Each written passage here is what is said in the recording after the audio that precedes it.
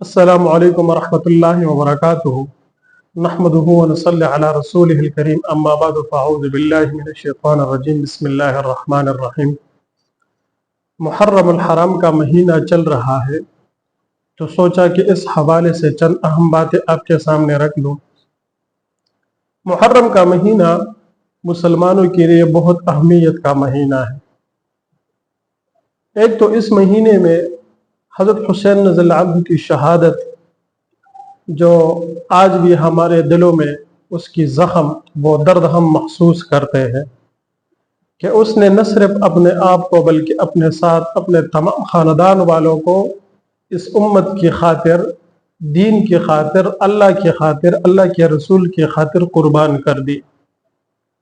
حضرت حسین رضی اللہ عنہ نے جب ایک فیصلہ کیا میدان میں نکلنے کے لیے تو بہت سے لوگوں نے ان کو منع کیا جانے سے، لیکن حسین رضی اللہ عنہ نے یہ جنگ لڑی صرف اسلام کی خاطر۔ حسین رضی اللہ عنہ نے جنگ لڑی صرف اللہ کی کلام کی خاطر، اور حسین رضی اللہ عنہ نے یہ جنگ لڑی اللہ کے رسول کی خاطر کہ اگر آج میں اپنے فیصلے پہ نہیں کڑا رہا اور پیچھے ہو گیا تو یہ امت کے لیے بہت خطرناک ثابت ہوگا۔ تو اس نے اپنے آپ کو قربان کر دیا حق اور انصاف کے لیے، اور آخری وقت تک حضرت حسین رضی اللہ عنہ لڑتے رہے۔ اس کے تمام بدن پہ ایک جگہ ایسا نہیں تھا کہ اس پہ زخم کا نشان نہ ہوتا، اس کا تمام بدن وہ زخموں سے چور چور ہو گیا۔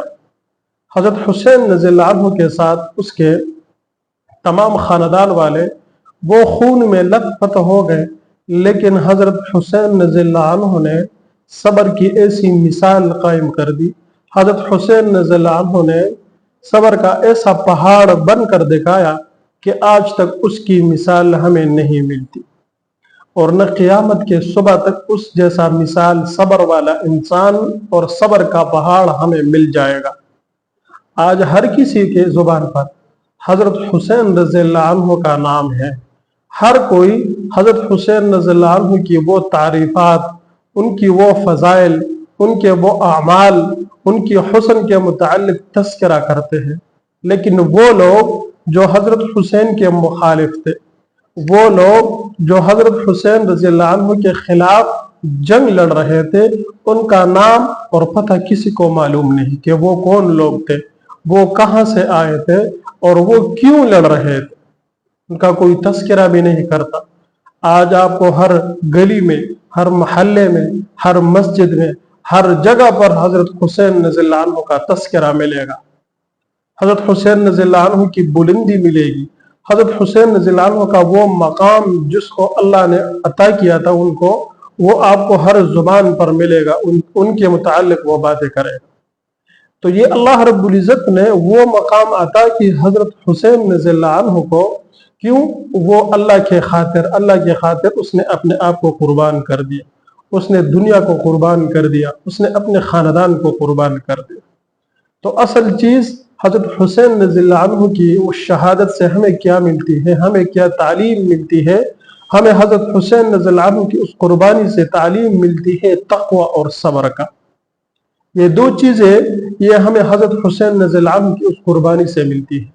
اور تقوی کے متعلق ہم نے اس سے پہلے بھی بہت مفصل اور تفصیلاً باتیں کی تھی کہ سب سے اہم چیز جو ہے انسان کی زندگی میں وہ تقوی ہے کہ وہ اللہ سے ڈرے، وہ اپنے آپ کو قربان کر دے، اپنے نفس کو قربان کر دے، جس طرح حضرت حسین رضی اللہ عنہ نے اپنے آپ کو اور اپنے نفس کو قربان کیا تھا۔ حضرت حسین رضی اللہ عنہ کے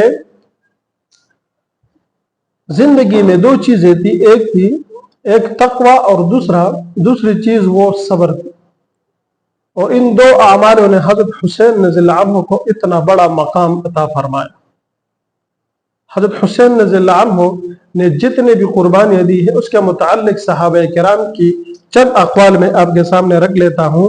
حضرت عمر رضی اللہ عنہ نے فرمایا، حضرت حسین رضی اللہ عنہ کی شہادت ہمیں یہ سکھاتی ہے کہ ہمیں ہمیشہ حق اور انصاف کے لیے کھڑا ہونا چاہیے، چاہے ہمیں کتنی ہی مشکلات کا سامنا کیوں نہ کرنا پڑے، جتنے بھی مشکلات آ جائے، जितने भी सख्त हालात आ जाए, जितने भी हालात आपके मुखालिफ बन जाए, लेकिन आपने किसके साथ खड़ा होना है?